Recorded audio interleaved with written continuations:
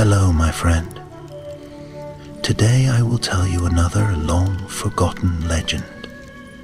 Close your eyes and let the magic transport you to Middle-earth. Our journey begins. Long ago, when the last echoes of the great wars had faded into the hills, and the high elves still walked the white shores of Lindon, there lived a boy named Eridan in a village of fishermen.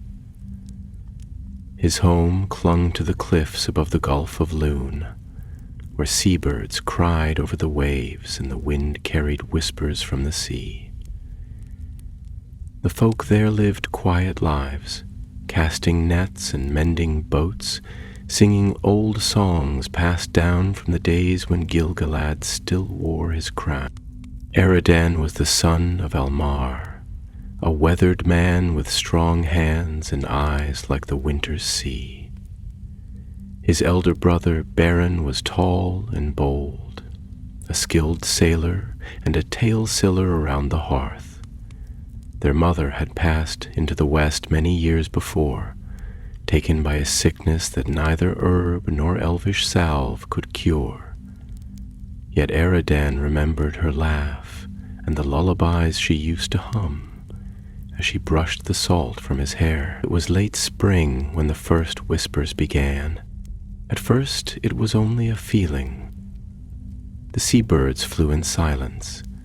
The fish fled the shallows. In the dead of night, dogs howled to the west, and even the gulls dared not rest near the cliffs.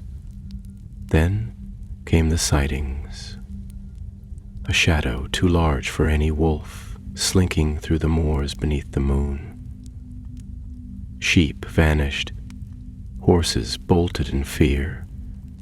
One morning old Harlan the goatherd was found dead near the edge of the village, his throat torn and his face twisted in horror. "The beast is not natural," said Merel, the village elder, his beard long as the oar of a ship. "There is shadow in it, evil from the old world, perhaps a spawn of the great enemy Morgoth that crawled from the ruins of the north." At the name of Morgoth, all in the longhouse grew quiet. For though the black god had been cast down long before the sun first rose, his foul works still haunted the forgotten corners of Middle-earth. His wolves, monsters bred in the pits of Angband, were said to have vanished in the wars of Beleriand. That night Eridan could not sleep. He sat outside his father's hut, a tattered cloak wrapped around his shoulders, staring out over the dark water. His brother came to sit beside him, silent for a long while. Beren's hand rested on his shoulder, firm and comforting. "If the beast comes again," Beren said at last, "I'll find it. I'll end it or drive it back into the mountains. The village can't live in fear. But it's no ordinary wolf," Eridan whispered. "The stories end," Beren interrupted gently. "But we remain. Someone must stand. Why not us?" At dawn, Beren left with 4 others, men with bows and blades, lanterns and dogs. Eridan watched until they vanished into the trees beyond the moors. They did not return. The next day the dogs came back, whimpering, their fur streaked with blood. Then one of the men was found, half-eaten, his sword broken, eyes wide in death. Beren was not among the dead, nor was he among the living. Grief struck the village like winter storm. Almar fell silent, his hands shaking when he tried to mend his nets. The people barred their doors early. Fires were kept low, no more search parties went out. The name of the beast was spoken only in hushed tones. Fellfang they called it, the last of Morgoth's wolves. Betten could not rest. He dreamed of claws in the dark, of fangs wet with blood, of Beren calling to him from beyond a wall of thorns. Each morning he awoke with a name on his lips, vengeance. One night, he took his brother's old pack, filled it with dried meat, rope, and his father's net woven of blackened iron rings, once traded from the dwarves of the Blue Mountains. He wrapped a long-bladed knife in cloth and slipped from the house before dawn. Almara stood in the shadows of the doorway, but did not stop him. "Come back, Eridan," the old man said quietly. "Whatever you find, don't let it take your soul." Eda nodded once, then disappeared into the misty hills, the wind at his back. Thus began the journey of a fisherman's son into lands older than names, to face a creature born in the darkness before the sun. He was no knight, no prince of elves or captain of men. He carried no enchanted blade nor shield of silver, but he bore something else, grief sharpened into resolve, and a heart that would not yield. And somewhere far to the north, in the ruined places of the world, the beast stirred. It had scented him already. The hunt had begun. Ed's path took him first across the moorlands that stretched like a gray quilt over the high country east of the village, where low fogs clung to the heather, and the wind wandered like a ghost with no rest. Few dared tread these parts in the days since the creature had come south. The herds had been driven in, the paths grown wild, yet the boy moved with quiet purpose, guided less by tracks than by instinct and the half-remembered songs of the old tongue that spoke of wolves of shadow and fire. On the second day, as the sky grew heavy with low cloud and dusk came early, Eridan came upon the remains of a campsite, a circle of blackened stones, a broken bowstring, and, half buried in ash, a silver clasp he knew well. It had been Beren's, carved in the likeness of a leaping fish, a trinket their mother once gave him when they were boys.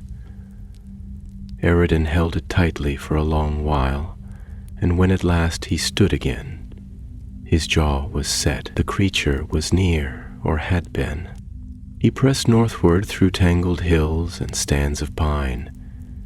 At times he heard it, always at night, when the stars were veiled and the trees stood like sentinels, unmoving, a low growl echoing off the stones, or a snap of branch too heavy for a stag. Yet each time he turned to see, the woods were still. The beast toyed with him, perhaps, or perhaps it hunted him in truth, testing his mettle. He remembered the words of Meirel, the old elder, before he had left. "This is no mere wolf, lad. Drogluin, sire of werewolves, was slain by Huan the Hound of Valinor. Aye, but not all of his spawn perished. Some fled, burrowed deep into the roots of mountains where the sun has no reach. They wait, bound by shadow, until some will or purpose stirs them again. Such is the craft of Morgoth. His evil does not die cleanly, but lingers." So it was that Eridan began to see more than prints in the earth and shredded bark on tree trunks. He saw the remnants of old towers long fallen, where ivy grew through broken stone and moss-veiled runes none had read in 1,000 years. He found the carcass of a wild deer, torn and drained, not eaten, as though slain for malice rather than hunger. And worse, he came upon a cave mouth black as the void, and inside bone, too many bones. He did not linger. By the 7th day, his provisions had thinned to crumbs and water drawn from cold springs. His feet ached, and his hands, calloused from nets, now bore blisters from climbing rock and fending thorn. Yet he did not turn back. The land had grown strange, older than he had known, older even than the songs. The trees here were not the trees of his home. Some leaned inward as though whispering secrets, and others bore scars like claw marks, old and deep. It was then, as twilight fell red upon the sky, that he came upon the tower. It rose from a crag above a barren gorge, a ring of weathered stone and crooked pillars, leaning as if in grief. A ruin of elven make, it was said in the tales, from the days when Gil-galad's scouts kept watch on the northern marches. Eredin climbed the winding path to its base, finding the stairs broken and the battlements shattered, yet it was shelter and high ground, and something in his heart stirred as he looked upon it. An echo, perhaps, of hope. He lit no fire that night, but sat beneath the stars within the broken walls, wrapped in his cloak, the iron net beside him, and his knife laid across his lap. The wind moaned through the tower's hollows like a flute in mourning, and in the deep of night he heard it again. The growl was low, but vast, not close, but coming, and beneath it a sound like dragging breath, thick with hatred. He reddened rose slowly, fingers closing round the haft of his spear, fashioned from an oar shaft, with a blade hammered from boat iron. Crude but sharp, he drew a line of salt before the archway, a trick he had learned from an old mariner who swore by the ways of the West. Then he waited. The moon crept from behind the clouds, silver and cold, and then a shadow moved at the edge of the gorge. It stepped into the light, massive and black, with fur matted like scorched bramble and eyes that burned yellow with cunning. Its shoulders were high as a man's chest, and its jaws dripped foulness. Around its neck clung remnants of mail, elven mail, half buried in its hide, as though it had once devoured a knight and worn his armor as a trophy. The beast did not charge. It watched him. Eredin stood. His knees trembled, but his hands were steady. He did not speak. There were no words left to say. Fellfang's snarl echoed through the valley like thunder. The duel had begun. Fellfang did not spring at once. It lingered upon the edge of moonlight, pacing with the slow grace of a hunter who knows its prey cannot flee, its limbs coiled with power, its eyes never straying from the boy who stood before the ruin of the tower. The silence between them was heavy and alive, broken only by the wind sighing through the broken stones, and the distant cry of a night bird too foolish to know fear.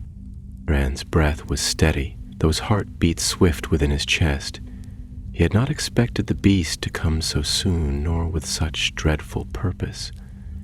Yet something in him, whether born of his blood or the sorrow he bore, refused to yield to the terror that clawed at the edges of his mind.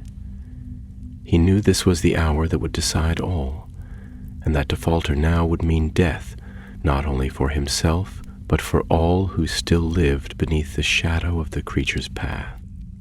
He moved slowly, placing his back against the tower wall, the iron net coiled in one hand and the spear in the other. The net was old and heavy, its blackened rings linked in strange patterns that gleamed faintly under the moon's pale light. His father had once said the dwarves of Belegost forged it for the catching of sea wraiths and creatures of the deep, and that it would bind anything with evil in its heart, so long as the hand that cast it was true. Whether it held any such power Eredin could not know, but it was the only thing he had that might give him a chance. Then, with a low, rumbling growl, the beast advanced. Its paws struck the earth with weight that trembled through the ground. Its body coiled low to the ground, eyes never leaving his. As it neared the base of the broken steps, it let loose a howl that split the night, a dreadful, hollow sound, filled with rage older than memory. The wind seemed to flee before it, and even the stars for a moment dimmed. Eredin did not retreat. With a cry, he leapt to one side out of the beast's path, as Felfang surged forward in a blur of muscle and fury. The great jaw snapped where he had stood, tearing stone from the stair. He rolled across the ground, and as he rose, he cast the iron net. It unfurled in the moonlight like a dark wing, glinting silver at the edges, and fell across the creature's back.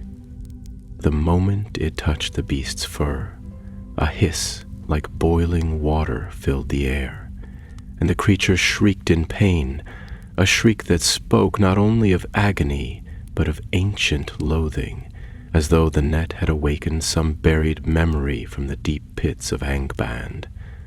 Felfang reared, thrashing, and the iron bit deeper, burning where it touched. The net tightened as the beast writhed, snaring it across the shoulders and binding one foreleg beneath the weight of the coil. But the beast did not fall. With a terrible strength it tore free, dragging the net with it, the links straining and snapping. Smoke rose from its back, where the rings had scorched the flesh, and the scent of burnt hair filled the tower's hollow. The beast turned, slower now, but more wrathful, its jaws flecked with black spittle, and its eyes bright with bloodlust. Eredin stood his ground. His hands trembled, but he raised the spear. Felfang charged. This time the clash was thunder. The beast struck the spear's haft, and the force flung Eredin against the wall. His arm went numb, the spear clattered to the stones, and pain bloomed across his ribs. But he rolled aside as the creature's jaws snapped where his throat had been, and with a cry of fury he drew the long knife from his belt and slashed across the creature's muzzle. The blade struck true. A line of blood gleamed in the moonlight. The beast howled again, and for a moment it stumbled. That moment was all Eredin needed.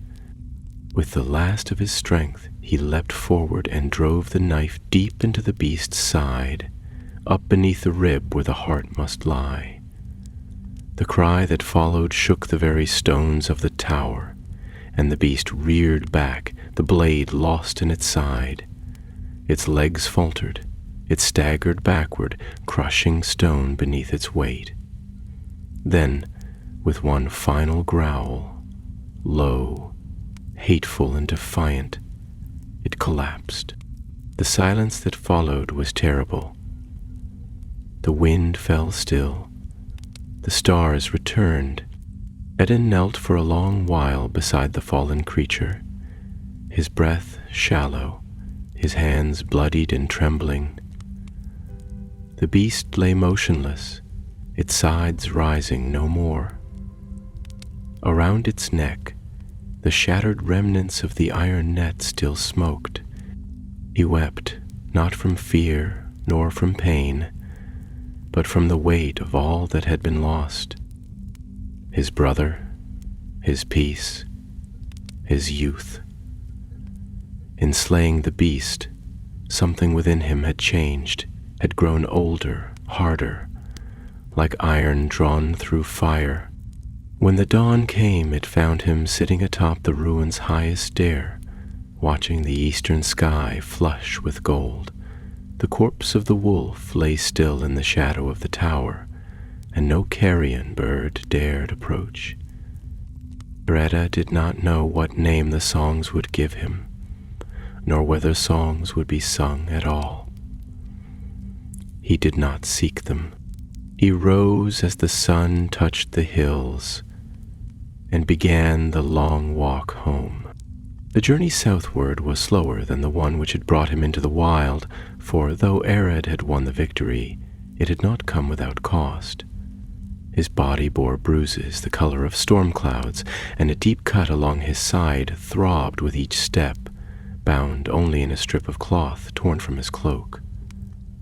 His left arm, jarred in the fall, moved stiffly, and more than once he faltered, leaning upon a staff he had shaped from a splintered beam of the ruined tower. Yet he walked, driven not by haste but by the steady pull of home, that enduring thread which bound him still to the gray shore and the voices that awaited there.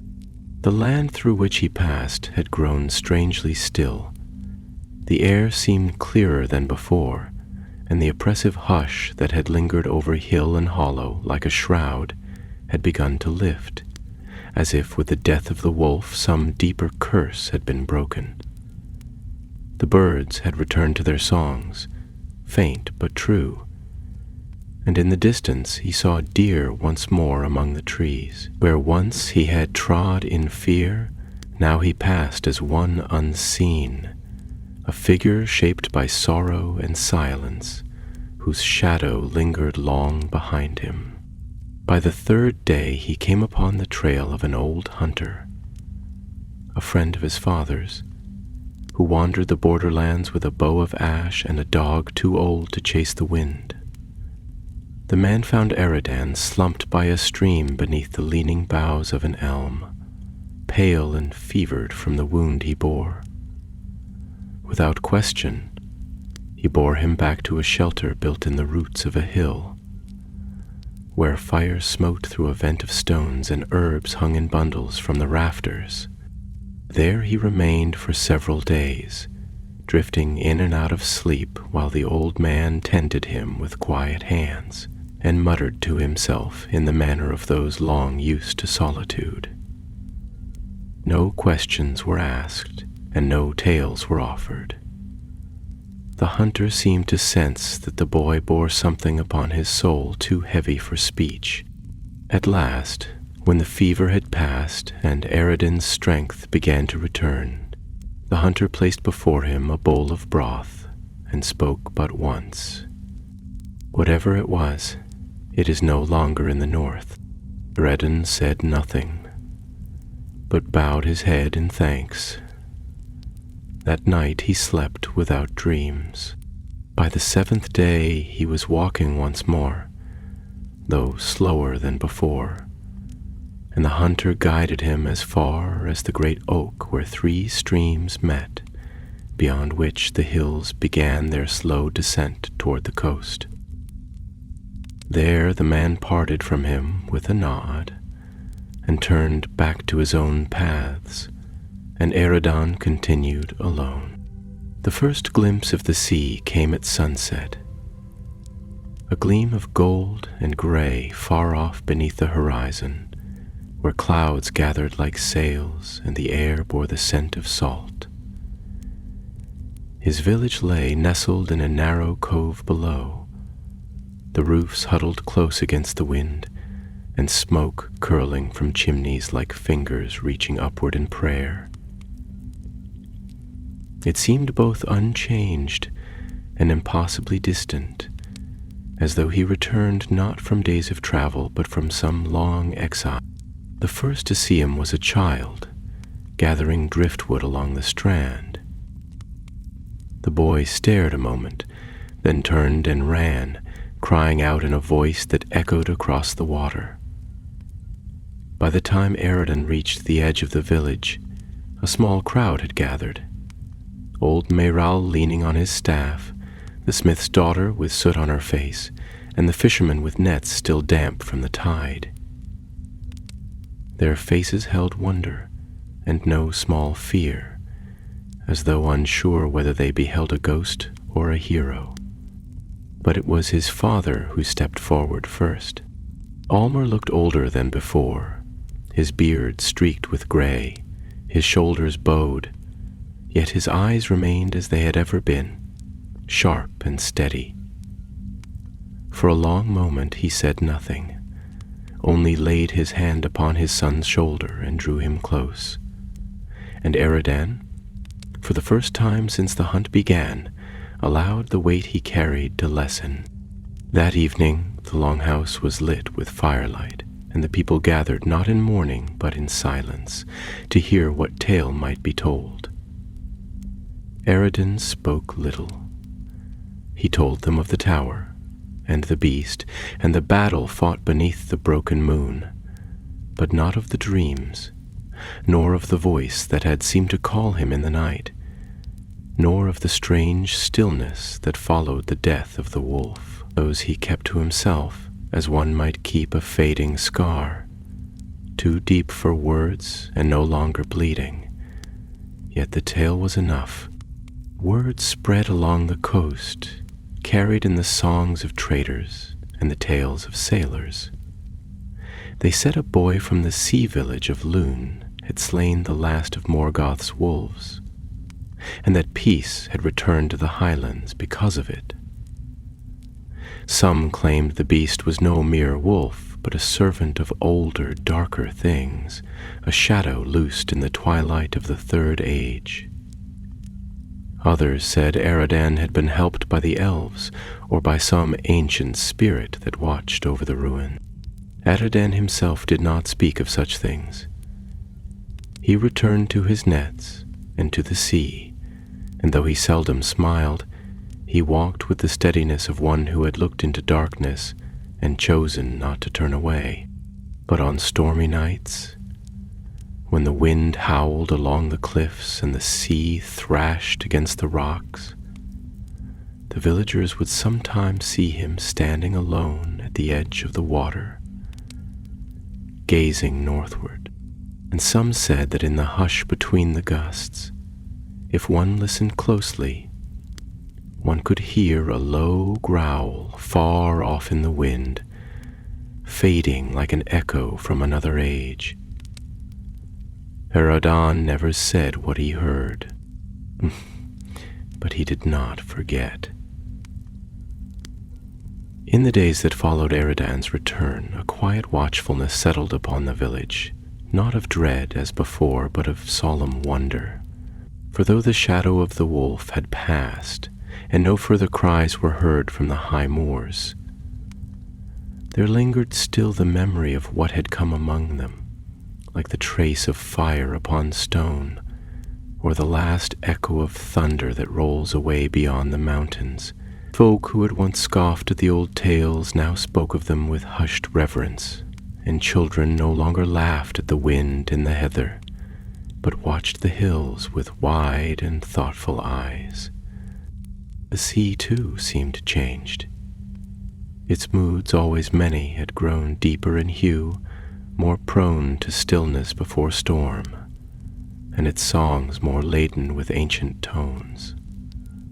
Some of the elders, those whose hair was white with years and whose hands bore the calluses of long toil, muttered that the slaying of such a beast had stirred old powers in the earth, and that the roots of things unseen had shifted in their sleep. Myrel, the village elder, walked often upon the cliffs, leaning upon his staff carved with the runes of Numenor, and his eyes, though dim with age, held a glimmer of foreboding. It was he who, upon the eve of the midsummer tide, summoned Eridan to the high circle where the stone cairns of their fathers stood. The sky was pale with evening light, and the western sea stretched vast and glimmering to the edge of the world.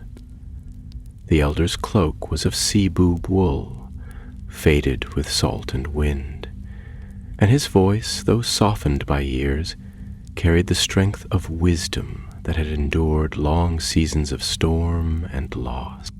"You slew the beast," Merrill said, not as a question, but as a truth already known. Yet in doing so you crossed a threshold that few of mortal kind tread and return unchanged. There are doors in the world, lad, hidden in the folds of shadow and song, and it may be that you have passed through one.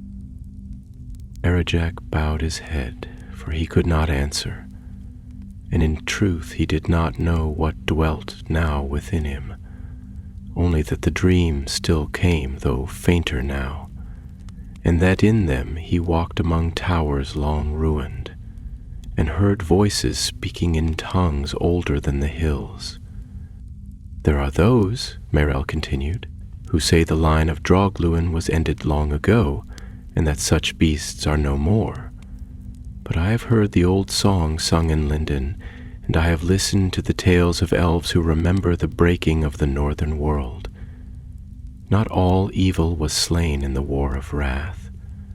Some fled, clinging to the marrow of the earth, hidden from the eye of the sun. He turned then, and looked upon Eredan with a gaze that saw farther than the waves. You are no longer merely a fisherman's son. Whether you will it or no, the world has marked you. There will come a day, I deem, when your name shall stir the hearts of men in places far from this shore, and the shadow you have faced will not be the last. Then, in silence, he placed in Eredan's hands a blade, old and slender, its hilt wrapped in sea leather, and the steel etched with faint symbols in the script of the Eldar. It bore no jewel, nor gleamed with any light of its own, yet there was a strength in its weight that stirred the memory of the sea and the stars. This was given to my grandfather by an elf of Mithlond, Merell said. It is not a sword for show or for pride, but for those who walk without banners into the places where light is scarce. Keep it, should the time come when iron alone is not enough. Eredan took the blade. Though he did not yet know the road that lay before him, he felt its chill steady his hand, and the tremble that had haunted him since the tower's shadow was still. After that night he returned to his labors. The nets were cast again and the tides red as they had been for generations. He mended boats with his father, who had grown quieter since the loss of Beren, yet whose strength returned slowly, day by day. The sun rose and set, and the winds changed as they always had, and it might have seemed to a stranger that peace had taken root once more in the village by the sea. Yet the peace was not as it had been. It bore the hue of hard-won silence, like the hush that follows a storm, calm but not forgetful. The folk did not speak often of the wolf, nor of Eredan's deeds, but when the fires burned low and the night pressed close, his name would pass from lip to lip in the tone reserved for old legends, and when the hounds bayed at nothing, or the gulls wheeled inland as though fleeing some unseen shape, the villagers would glance to the hills and murmur prayers to the Valar. Then came a night of strange tides when the sea drew back farther than any had seen in living memory, and the stars hung low and bright over the western rim. The air was hushed as though the world waited, and dreams came unbidden to many, filled with images of black towers, burning eyes, and voices that called from beneath the waves. Children woke weeping, and the elders whispered among themselves of ancient warnings. Durin did not sleep at all. He stood upon the strand until the dawn broke gray upon the sea, and in his heart there stirred a knowledge that the tale was not yet ended. Though the beast had fallen, and the land lay quiet, the shadow that birthed such things was not gone. It moved still, slow and patient, like smoke winding through the cracks of the world, seeking new shapes, new voices, new hands to wield its will. The blade at his side felt heavier that morning, as though it too had listened to the silence. And so Eredin remained in the village, yet no longer merely a part of it. He walked with the sea at his back and the wind in his hair, but his thoughts wandered far. The path before him lay yet unshaped, but he knew it would come, and that when it did, he would answer. For the wolf had fallen, but the darkness that had sired it had not forgotten the name of the boy who slew its last child. And the age of peace, like the tide, was ever turning. It was in the deepening days of autumn, when the first breath of frost touched the fields and the leaves turned to bronze and fire, that a stranger came to the village of Dungan. He arrived at dusk, his cloak stained with long travel, his hood drawn low over his face, and his staff clinking softly with the sound of rings and small trinkets hung upon it, the kind worn by those who dwell long on the road and make their fire beneath unfamiliar stars. His horse was lean and dark, yet bore the marks of elvish stock, long of limb and proud of bearing, and its hooves struck the stone-paved causeway with the rhythm of one unhurried by haste, yet drawn with purpose to a place long sought. Few marked his coming at first, for the mist from the sea had crept inland that eve, veiling the houses and muffling the clatter of nets and oars. Yet the dogs grew restless, and the gulls wheeled overhead in restless arcs, their cries sharp and strange in the twilight air. The stranger did not tarry at the inn, nor seek food or fire, but came straight to the circle of the old stones upon the hill, where Meiral sat watching the sea in silence, as he had done each evening since the day of Eredin's return. There the two spoke, not with greeting or word of kin, but as those who share a knowledge far removed from the common talk of men. What passed between them none knew then, for the mist held their voices fast, and the old man did not speak of it afterward. But it was told later, by the few who saw from afar, that when the stranger lowered his hood, his face bore the look of one who had seen many years, though his step was light and his hair silver bright, and that his eyes, gray as the sea under moonlight, held a sorrow older than the kingdom of Arnor. That same night Eredin was summoned to the elder's house, where the hearth burned low, and the smell of salt and herbs mingled in the air, like the breath of the deep woods. He found the stranger seated near the fire, his staff resting across his knees, and beside him Meiral stood with hands clasped, his face pale beneath the flickering light. "This is Callan here," the elder said, his voice firm though touched with weariness, "of the house of the wandering flame, who once served under the banner of Cúrdan in the west. He has come from Mitoland, and he bears tidings that concern not only us but others, far beyond our shores." Edrin met the stranger's gaze and saw within it a depth that stirred unease, not of threat, but of burden. The weight of long-kept knowledge and the sorrow that often walks beside it. The stranger inclined his head, and when he spoke, his voice was low, yet clear, like the sound of a bell beneath water. "I have come seeking the one who slew the last of the wolves of Morgoth, for in his deed lies the sign of things awakened, and the stirring of powers thought long vanquished. You are he, I deem." Eredin did not answer at once, but after a pause, he nodded. Calanhir rose then and paced slowly before the fire, his cloak trailing behind him like a shadow, and his words fell with the gravity of old stone. The creature you slew was not born in this age, nor in the age before.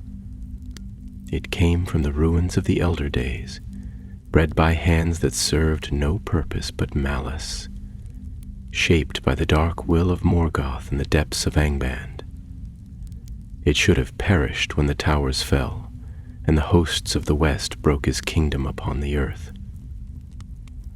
But some things were not destroyed, only scattered, driven into the forgotten places, into the hollows of the world where time lies sleeping.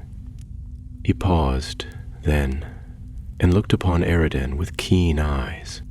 The wolf you slew bore a name in the old tongue, Karuvak, meaning he who endures the flame. He was bred not merely as a beast of war, but as a sentinel, bound to slumber until certain signs were fulfilled. His awakening now, after so many years, is no chance of fate. It is the herald of a greater stirring. At these words a hush fell upon the room, and the wind beyond the shutters gave a low cry like that of a distant horn. Myril turned toward the fire, his face troubled. "The dreams have returned," he murmured, "not only to me, but to others. Visions of fire beneath mountains, of towers rising in the dark, and of a voice, old and terrible, calling across the void." Calanhir nodded. "They come to many now, especially to those with old blood, or to those who have stood in places where shadow lingers. The enemy is gone, but his memory is not. The spirit of malice, of domination and ruin seeps back through the cracks of the world. It has no name yet, but it gathers shape. I have seen signs in the east, beyond the sea of Rune, where the stars are strange and the land lies broken by old wrath. There are whispers of a hand stirring in the dust, gathering the remnants of the lost and the cast out. He turned then to Eredin and laid a hand upon his shoulder. "You have faced shadow and not fled. You have walked into the forgotten places of the world and returned. There is strength in you, not born of lineage or teaching, but of the heart, quiet and unyielding. Such strength is needed now, for if what I fear is true, then the darkness that comes will not be beaten by kings alone, nor by swords shining in great halls. It will be met in the wild by those who are willing to stand where no banners fly." Bedtime said nothing for a long while. The fire crackled in the hearth, and the scent of the sea drifted in through the open window. At last he spoke, and his voice was calm, though touched with something that had not been there before, a resolve forged not in sudden fury, but in long silence. "If I must go, I will go. But I ask no name, and I seek no reward. Let the song speak of others. I will walk where I am needed." Calanhir inclined his head once more. "Then you shall not walk alone." For though Eredin knew it not, the path he had taken upon the tower's broken stair had not ended with the slaying of the wolf. It had only just begun. The following days passed as though drawn from another age. For the village, though unchanged in its outward shape, now bore the presence of purpose, unspoken yet deeply felt. Calanhir remained within Lua, though none could say for how long he intended to stay, nor whether he truly belonged to this world of nets and boats and hearths, or only lingered in it like a wisp of starlight fallen into mortal realms. He spoke little to the villagers, and they, in turn, watched him with that quiet awe reserved for those who carry within them echoes of the elder times. But to Eredin he spoke often, not as a master to a pupil, nor a herald to a hero, but as one who knew the weight of silence, and who shared it freely.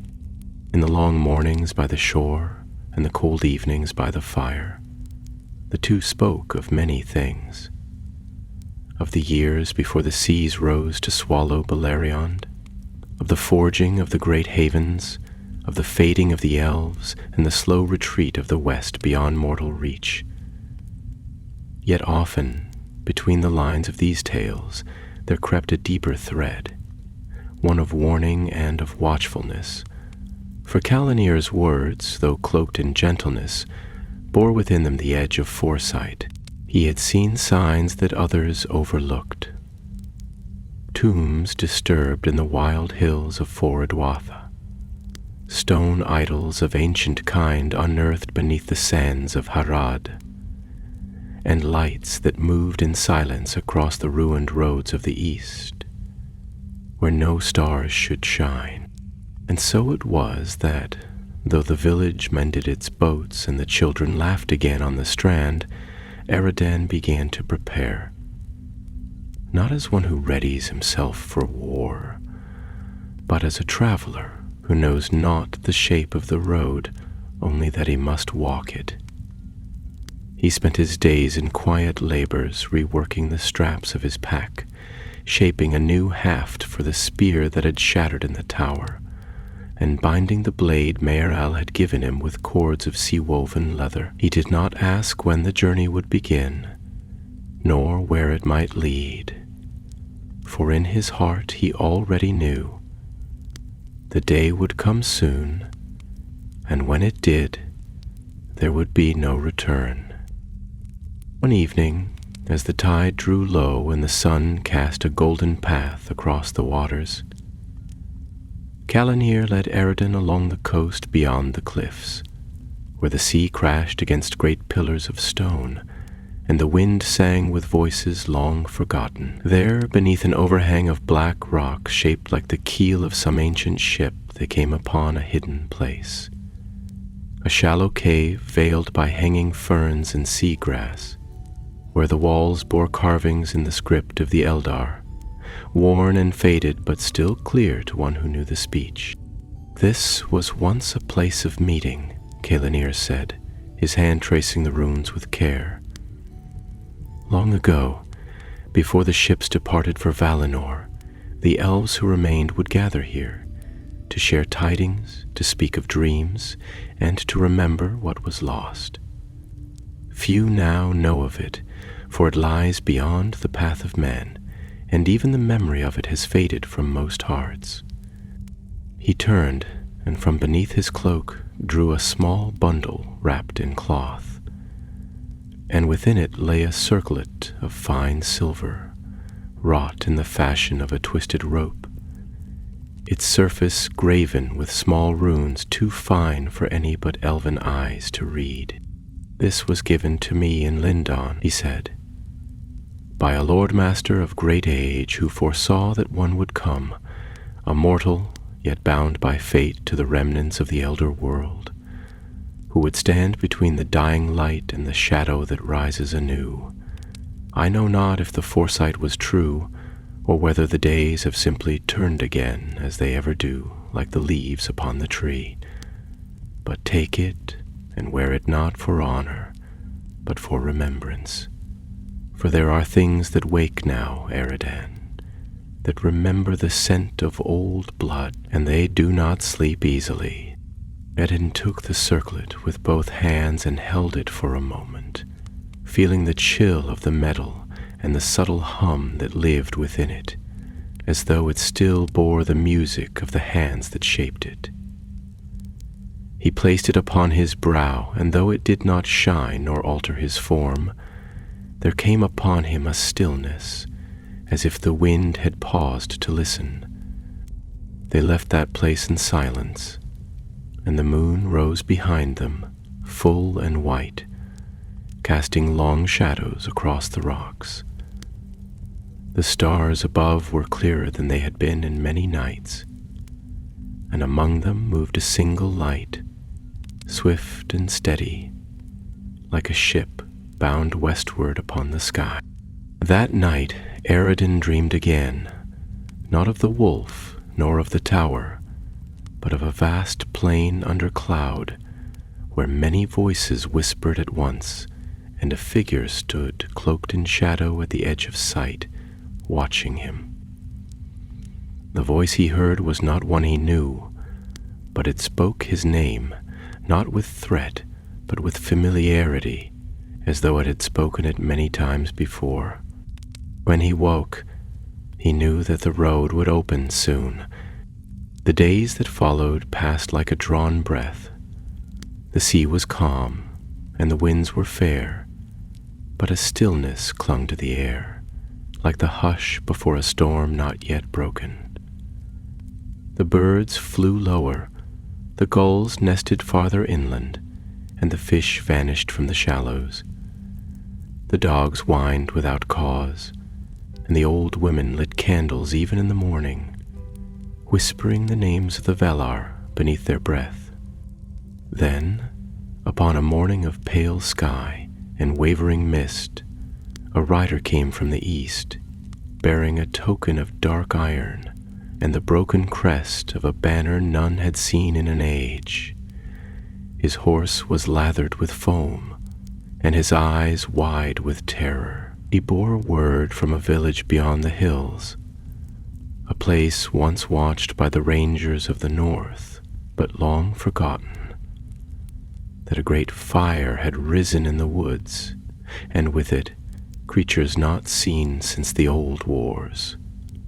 Pale things that moved in silence, with eyes like coals and skin like leather stretched over bone. Iadal heard the tale and said only, "So it begins." And Calanhir turned to Eredin and placed in his hand a scroll bound in seal wax and a rune of 7 points, saying, "This is the first step. From here, the road will not return." So Eredin went into his house and took his pack and laid within it the net of blackened rings, the sea blade, and the silver circlet of remembrance. He did not speak to many, for there was little to say. His father embraced him once and said only, "Your brother would have walked beside you." And with that, beneath the light of a gray sun and the call of gulls fading behind him, Eredin, son of Almar, set forth once more, not to hunt a beast, but to follow a shadow that had begun to move again in the world, slow and silent as the tide that comes in darkness. The road eastward led Eredin into lands that bore little mark of the sea, and each step carried him farther from the salt wind and the cry of the gulls. He passed first through low fields, now faded to straw beneath the breath of autumn, where the crows circled in silence and the hedgerows whispered in the dusk. Here and there he found the remnants of old paths, stone-paved roads half buried in grass, or waystones carved with fading sigils of the Dunedain, the last watchmen of the north, whose numbers had dwindled like stars before the dawn. By the 4th day, the hills grew steeper, rising in long waves toward the gray-green shoulders of the western arid Luin. The trees here were darker, thicker of bough and deeper of root, and they bore within their limbs a silence that was not merely of the wild, but of watching. The forest did not sleep, nor did it welcome the footfall of men. Yet Eredin passed quietly, as one who seeks no quarrel, and he sang the old sea songs under his breath, those his mother once hummed while folding nets at dusk. And though the trees did not answer, they did not bar his way. It was on the 7th day of his wandering that he came to the village spoken of by the rider. Esgaril, it had once been named, though few maps still bore its mark. It lay in a wide hollow between 2 hills, sheltered from wind but not from shadow, and though it had once housed perhaps 50 souls, its hearths now stood cold and its fences broken. The fields were blackened, the wells fouled, and the houses torn open as if by claws that sought neither food nor gold, but something older, more bitter, remembrance. Eridan passed beneath the splintered gate and found no living soul. Crows perched upon the beams and stared with eyes void of fear, as though the scent of man no longer troubled them.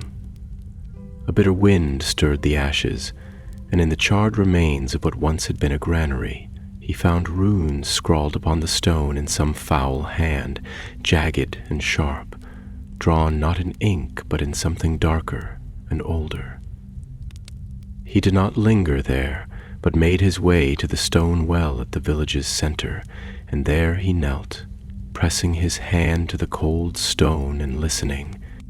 The earth spoke, if one had ears to hear, not in words, but in tremors, echoes, the distant groan of things moving far beneath.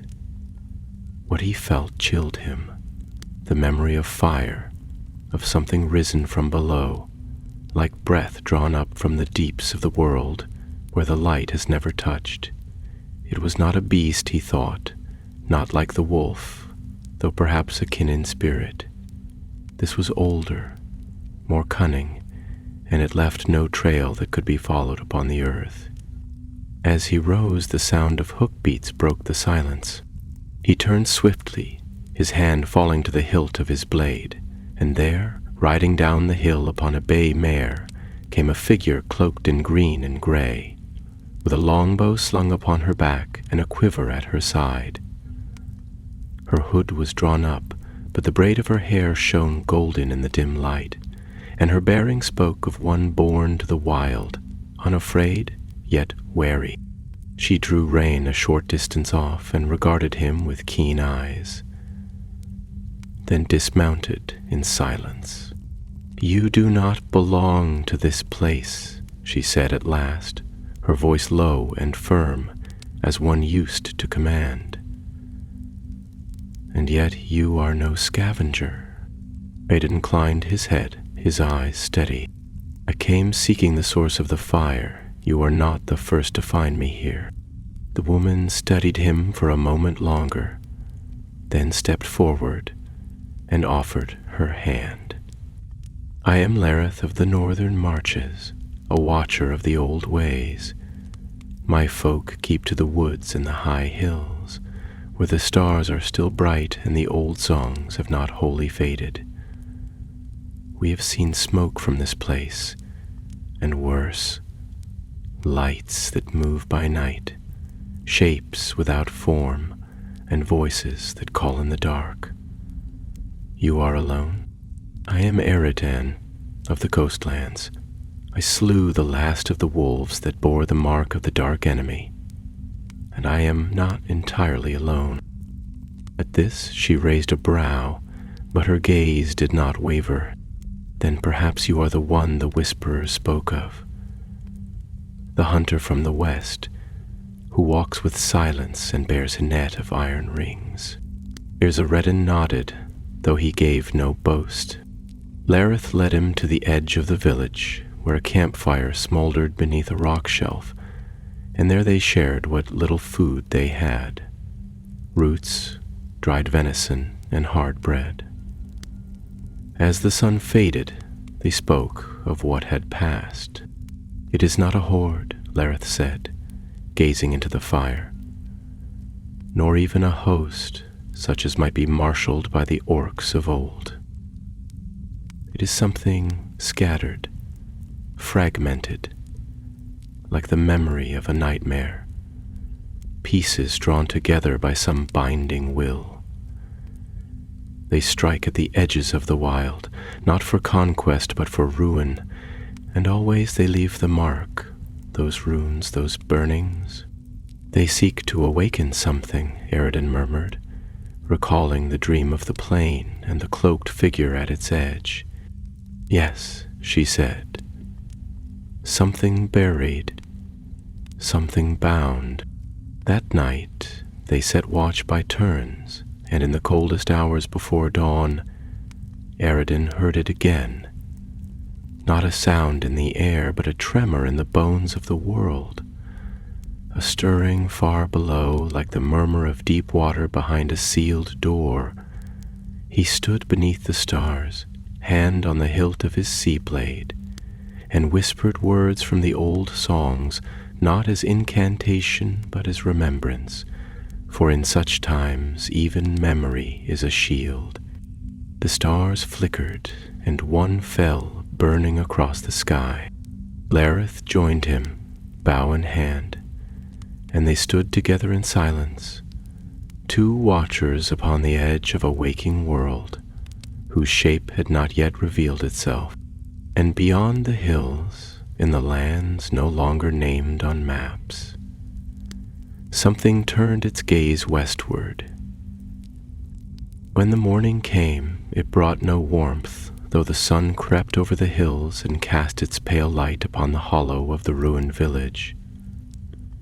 The wind had shifted in the night, and now it blew from the east, bearing with it a dry, metallic scent, like iron scoured by fire and left long in the dust. Eredin and Lareth broke their fast in silence, and neither spoke of dreams, though it was plain by the tightness about their eyes and the stillness in their movements that sleep had brought little rest. There was a hush upon the land, not the hush of peace, but of waiting, and the trees upon the ridge stood motionless, their leaves unmoved by breeze or bird. They buried what dead they could find, though there were few remains. Only a scorched ring where once had stood the village's hall, and scattered bones near the edge of the well, pale and cracked, with markings that bore not the bite of beasts, but the scrape of cruel tools. Eredin laid stones upon the cairns, and spoke the blessing of the sea folk, the old words in the tongue of Numenor that had come down through his father's line, asking that the spirits of the lost find their way westward, beyond the world. Lareth watched him, and when the last stone was laid, she turned away, brushing her hand along the bark of a twisted birch, her thoughts distant. At length she spoke, her voice quiet. There is a place, not far from here, hidden deep within the forest of Tauren Dune. It is old, older than Escaril, older than any road still trodden. My kin call it the Mirror Vale, though no map bears the name and few now go there. The trees are strange and the roots run deep, and there are whispers in the leaves when the moon is full. But it is said that in times of peril, the vale remembers. The old songs linger there, and with them the memories of what came before. Eladam looked to the north, where the hills thickened into woods gray with age and shadow. Do you believe the answers lie there? I believe the shadow that now stirs was not born in our time, nor in the age before it. Its roots are older than kingdoms, and if there is any place left in this land that remembers what the world has forgotten, it is there.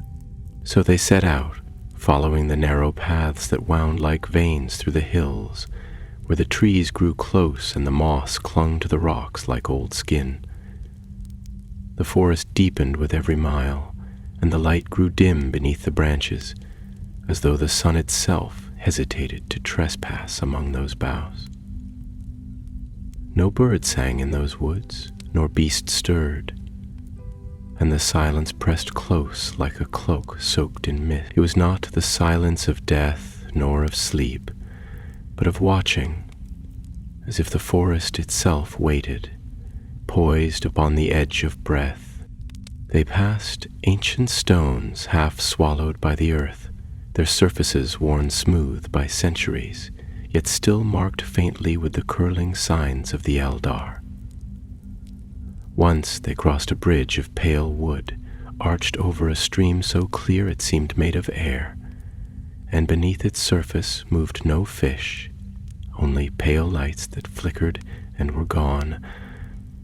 At midday they came upon a glade where stood a single tree, vast and silver-barked, with roots that formed a circle like a crown. Lorath knelt there and laid her hand upon the root. Her eyes closed, and when she rose she spoke no word. It was near dusk when they entered the vale. At first it seemed no different from the rest of the forest, save that the path became smoother, less tangled, and the trees grew taller, their trunks straight and pale, their limbs arching high above to form a vast green dome. But as they passed beneath those vaulted boughs, the air changed. It grew cooler, but not with the chill of shadow, rather like the first breath of night upon still water. A soft light filled the air, not from the sky, but from the leaves themselves, which glimmered faintly as though they remembered starlight. In the heart of the vale they found a pool, wide and still, whose surface held the sky in perfect reflection. No ripple stirred its face, though the wind moved softly among the trees, and no creature came near, though the woods were full of hidden life. Lareth approached its edge and knelt, and her voice was low when she spoke. This is the mirror of Luminal, the last remnant of the springs that once flowed from the hills of Lindon, when the elves walked openly upon these shores. It is said that the water remembers what was, and that if the heart is clear and the need is great, it may show not only what is, but what lies hidden in the folds of time. Edredin stepped forward and looked upon the water. At first, he saw only the reflection of the sky, pale and streaked with cloud. Then the light shifted, and the pool darkened, and within it he saw again the tower where he had fought the beast. The broken stair, the shattered stones, the blood dark upon the floor. But the vision did not end there. It moved, deepening, and he saw beneath the tower a hollow, long buried, where bones lay in tangled heaps and runes glowed faintly upon the walls. Then the vision drew deeper still, and he beheld a mountain, dark and crowned with smoke, and a voice spoke from within it, not aloud, but within the bones of the earth, a voice of fire and chains and long imprisonment. It did not speak in words, but in hunger, a hunger for form, for breath, for vengeance, a hunger awakened. The pool turned black. He stumbled back, the image seared into his mind like a brand. Lareth caught his arm, her gaze grave. "You saw it?" He nodded, his voice rough. "It is not a memory. It is rising. It seeks not to return as it was, but to become anew. It needs form, and it is searching." She stepped back from the pool and gazed into the branches above, where the light now flickered like stars seen through mist. Then the world will tremble again, and we must stand where the ground first shakes. Far away, beyond the trees, a sound arose, a deep thrumming, like drums struck far beneath the hills, slow and terrible. The forest answered with silence, and in the east the sun fell behind the mountains, and the first shadow stretched long upon the land. That night the mirror veil stood hushed beneath the dome of stars, and the wind that passed through its ancient trees carried with it no scent of leaf nor earth, but the strange and bitter smell of ash borne from afar. Eredin sat beside the pool long after its light had faded, his thoughts heavy with the vision it had shown him. The water now lay still and silent, its surface unbroken, save by the gentle fall of a single leaf. The image lingered in his mind like fire behind the eyes.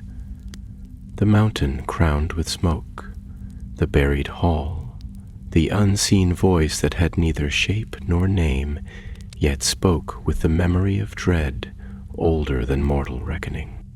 Loreth did not speak for a long while. She sat across from him, her bow unstrung and resting upon her knees, her gaze fixed not on the water but upon the eastern boughs, where the trees stood darker than the rest, as though the stars themselves refused to shine through their branches. When she did speak, her words were slow and measured, as though drawn forth with care from the depths of thought. "There are places in the east where the land is not as it should be," she said, "where the rivers run crooked and the wind speaks not with the voice of the world, but with that of something that waits. The elves once knew those lands, and the old kings of Numenor feared them, for they believed that in the ruin of the world Morgoth cast forth his will, like seeds upon the wind, to take root where time would forget. What you saw may be one of those seeds, now breaking its husk." Vidiad nodded slowly, his hands clasped together, the knuckles white with tension. "I thought the wolf was the end of the tale, that its death had closed a door left ajar from the elder days. But this thing, whatever it is, has not risen by its own strength alone. It seeks something that will give it voice and form and name." "The vessel," she murmured. "There is always one, a bearer, chosen or deceived, through whom the shadow passes into waking. The wolf may have been but a herald, a beast of tooth and fear, yet the hand that loosed it is still at work. It has tested the edges, sent its breath upon the winds, and now it will begin to shape." The wind stirred again, and this time it carried with it the sound of leaves whispering in the tongue of the wood, a language too old for mortal lips. Lareth tilted her head, listening, and a frown touched her brow. "They are speaking of movement.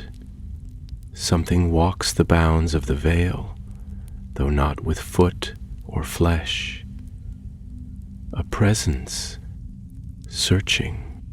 Edidin rose, taking his blade and net and slinging his pack across his shoulder. "Then we cannot remain." Together they departed from the mirror vale, passing beneath the vaulted trees with quiet steps and watchful eyes, and the forest seemed to part before them with reluctance, as though unwilling to let go of its silence. They took no road, for there was none, only the subtle paths worn by deer and the hidden ways of hunters. And in the moonlight the land appeared dreamlike, its hollows deep, and its heights draped in mist. They did not speak, for words seemed brittle beneath that sky, and though no sound of pursuit came behind them, the sense of being followed grew stronger with each league. At times, Eredin turned suddenly, expecting to see eyes watching from the dark, or to hear the rustle of branches not stirred by wind, yet there was nothing.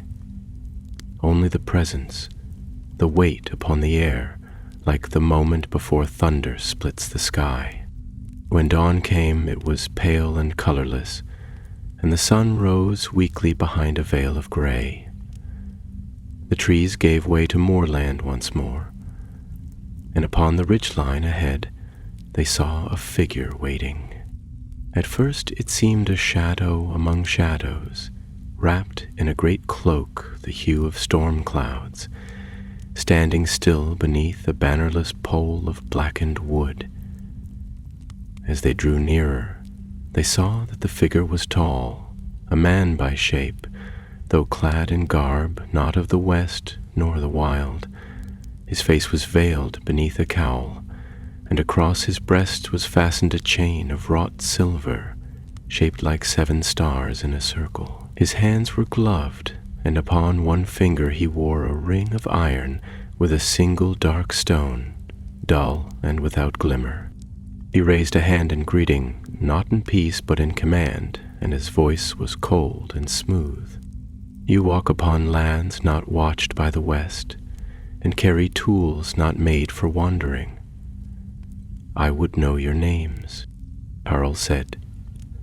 Edidon stepped forward, his hand resting lightly upon the hilt of his blade, though he did not draw it.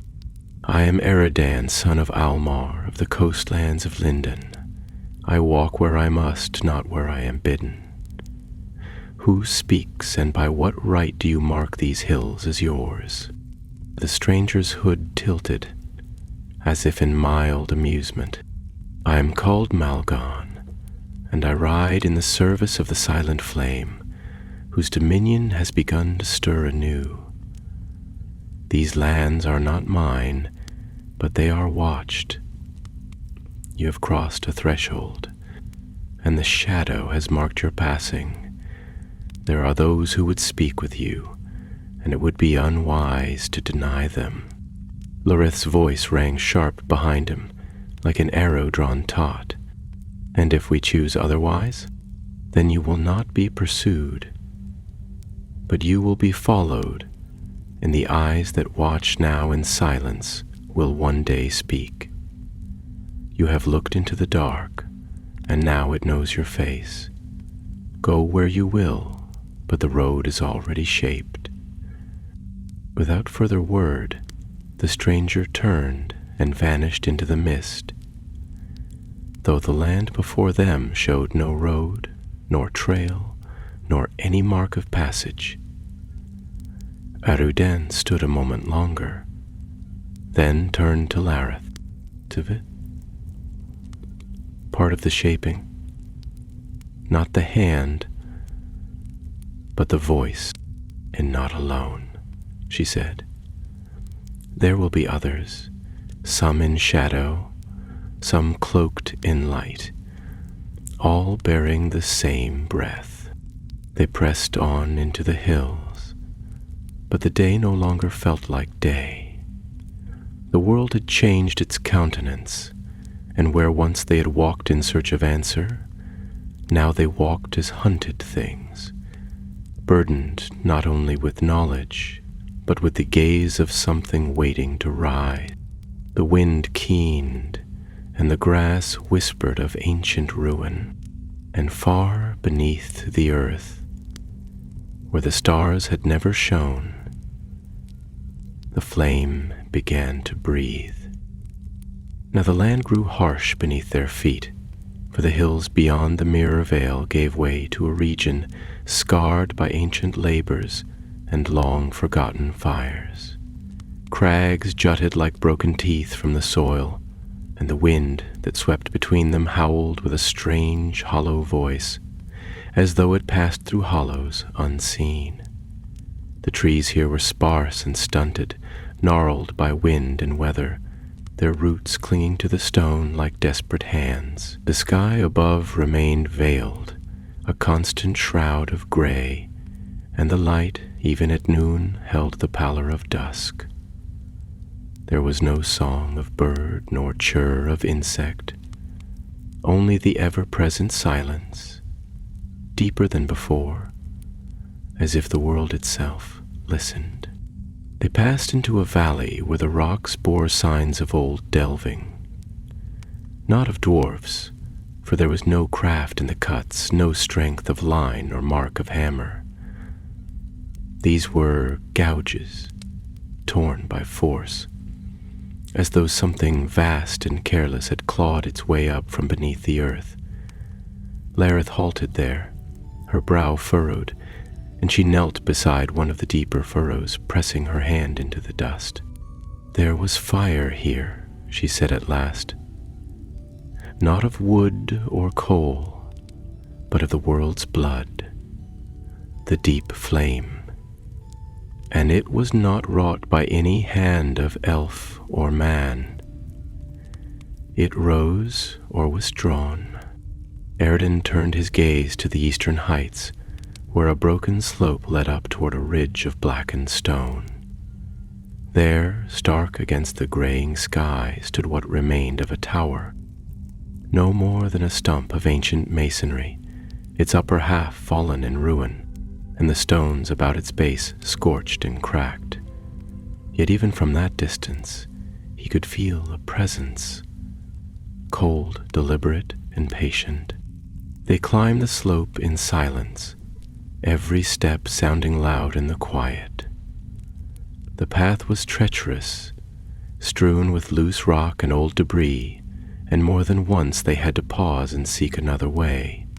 But at length they reached the summit, and the ruin stood before them, its stones worn smooth by wind, yet marked in places with runes that had been etched deep and later defiled. The door lay broken, its hinges rusted to nothing, and the lintel above bore a single symbol that had not faded, a flame encircled by a crown of thorns. Inside, the air was bitter with old ash. Dust thickened the corners, and beneath the fallen beams and shattered timbers, the floor showed signs of ritual.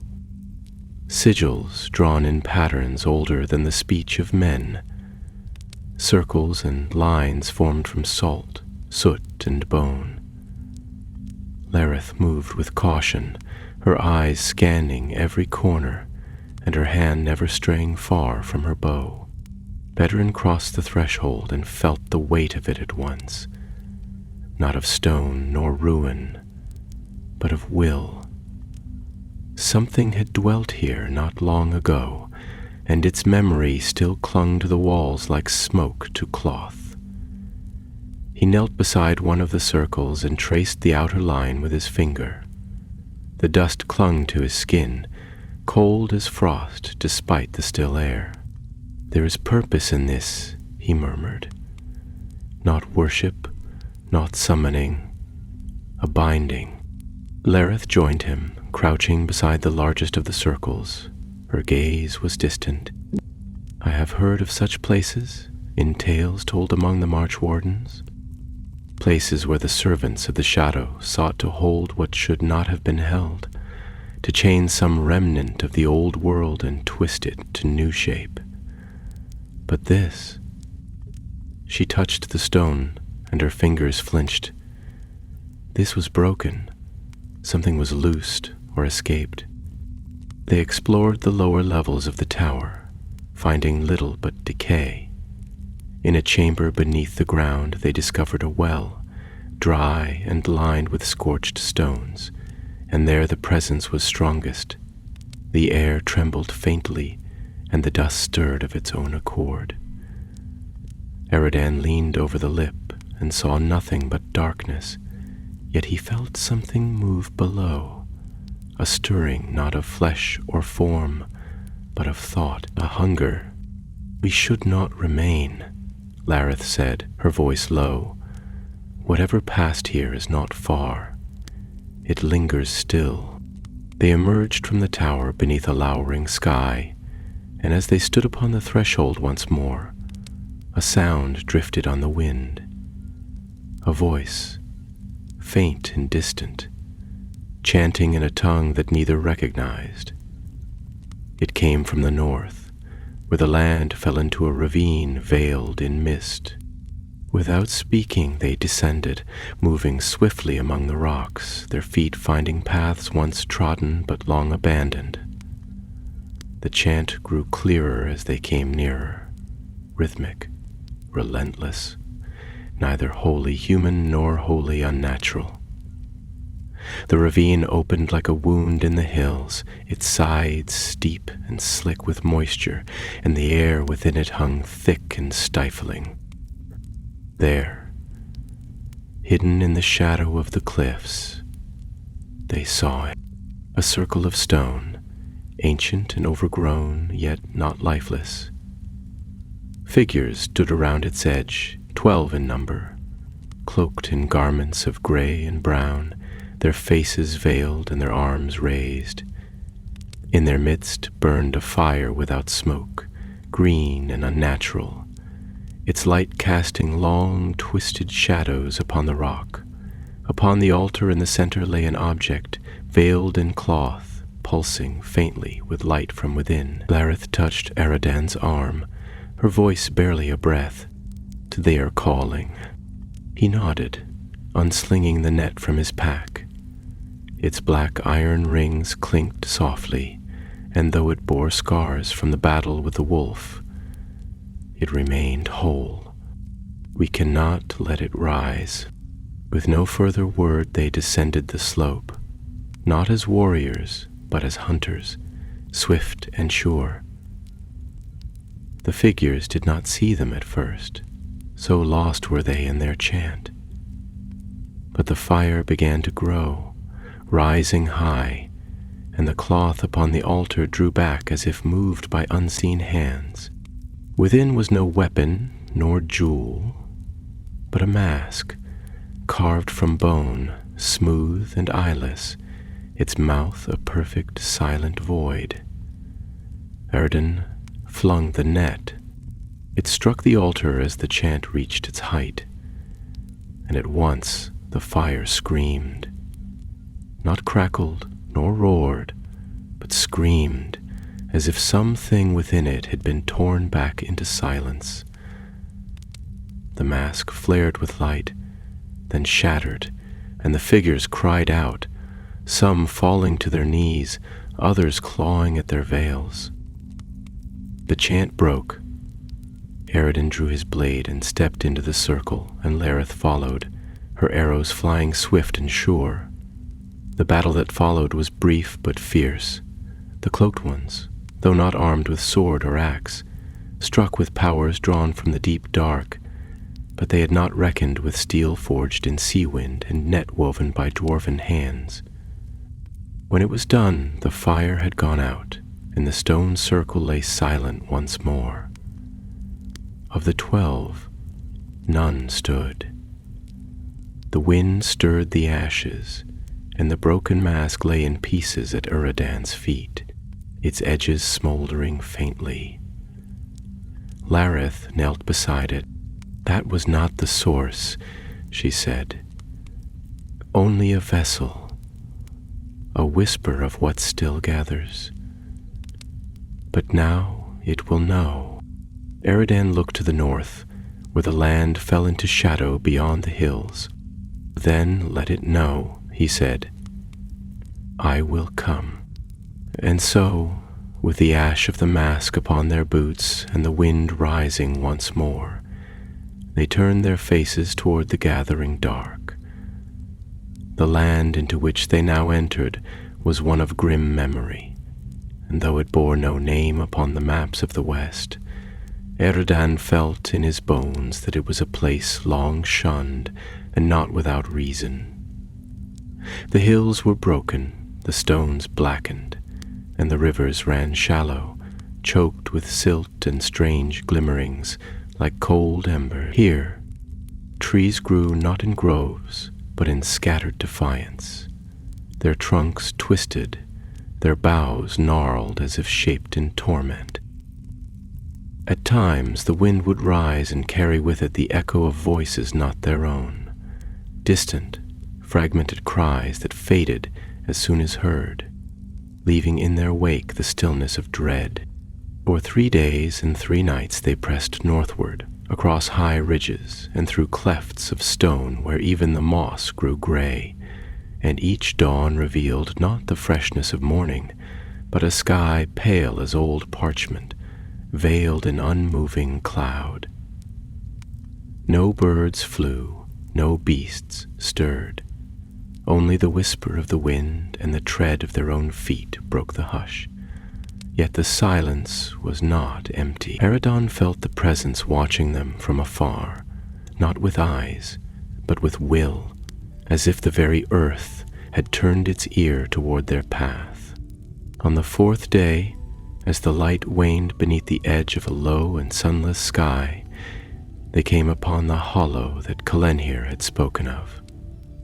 A bowl-shaped valley ringed by cliffs and crowned with crumbling ruins. It had once been a stronghold, though none now knew its name, and no banner flew above its broken walls. What remained were towers worn by time, a great stair descending into shadow, and at the valley's heart, a vast stone dais upon which stood a black monolith, smooth as glass, veined with red like blood beneath the surface of ice. Here, at last, the trail ended. Larith halted upon the rim of the hollow, and her voice was grave. "'Tis the root of it. I can feel the trembling beneath the stone. Whatever was once bound here has begun to stir." Redden did not answer, for his gaze was fixed upon the monolith. It called to him, not with words, but with a pull felt deep within, as though it drew breath from the same wellspring that had awakened the wolf, that had summoned the veil-wearing chanters, that had reached into the dreams of the sea. They descended slowly, and the light grew dimmer with each step, not because of the sun, but because the very air thickened, heavy with the weight of old power. At the foot of the dais they found no guardians, no sign of life, but the ground bore marks as if many feet had passed this way in silence. Some of the stones were cracked, as though under great strain, and upon the sides of the monolith were carvings too deep and too strange for mortal hands. Lines that shimmered faintly with a light not of fire nor star, but of something else, something remembering. Jedven approached and placed a hand upon the stone. In that instant, the world fell away. He saw not with his eyes, but with the memory of the world itself. The deep places of the earth, where light had never been, where fire moved like breath and thought was slow and vast. He saw shapes half-formed, waiting in the dark, bound by chains wrought not of metal, but of name and oath and will.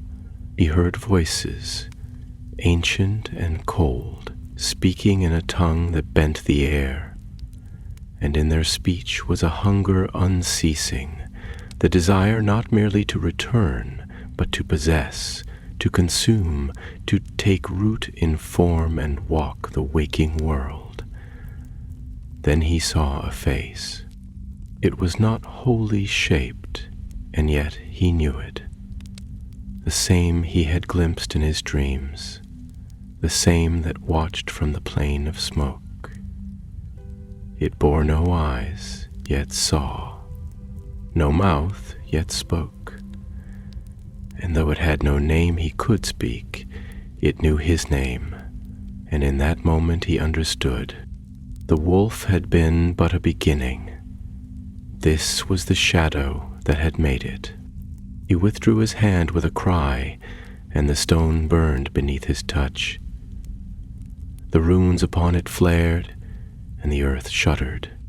Larith caught him as he staggered back, her bow already drawn. "We must destroy it. Now." Bedtime shook his head. "No. This is not a thing that can be unmade with steel or fire. It is bound by word and memory, and it must be sealed again, not slain, but silenced." He reached for the net, drawing it out from his pack, its iron rings now dulled with age and stained with the black of old blood. He uncoiled it slowly, chanting the words that Mayral had once taught him, fragments of the speech of the West, elder even than the tongues of elves. Larith joined her voice to his, and the air thickened around them, heavy with power. With the last word they cast the net. It flew not as iron should, but as light, arcing through the air and falling upon the stone like a cloak. The moment it touched the monolith, the earth groaned, and from beneath the ground rose a sound like the cracking of ice. The runes flared once more, then dimmed, and the trembling ceased. For a breathless span all was still. Then the stone began to fade, not crumble nor break, but vanish as though it had never been, and the dais upon which it stood cracked down the middle. A wind rose from below, not hot nor cold, but empty, and as it passed over them, the valley grew lighter, and the sky above began to clear. The shadow was gone, not slain, but sealed. Eredin fell to his knees, the net falling limp beside him, its rings broken and scattered like fallen stars. Lareth knelt beside him, her hand upon his shoulder. "It is done." He shook his head. "No, it has only begun, but now it cannot rise unseen. The world will know its name in time, and there will be others who remember." They remained there until night fell, and the stars came out once more, brighter now than they had been for many days. Then they turned from the hollow and began the long road west, and so ended the tale of the last of Morgoth's wolves, and of Eredin the fisherman's son, who faced not only beast, but shadow, and cast his name into the wind where legends are born. His coming had been unknown, his deed unsung by minstrels in great halls, but in the wild places, in the hush beneath trees and the whisper of old roads, his story was spoken still. For though the darkness stirs, and ever shall, there are those who walk against it, bearing no banner but courage, and no weapon but memory. From the flame that burns in silence is not always the stronger. Sometimes it is the watchfire upon the hill, and it waits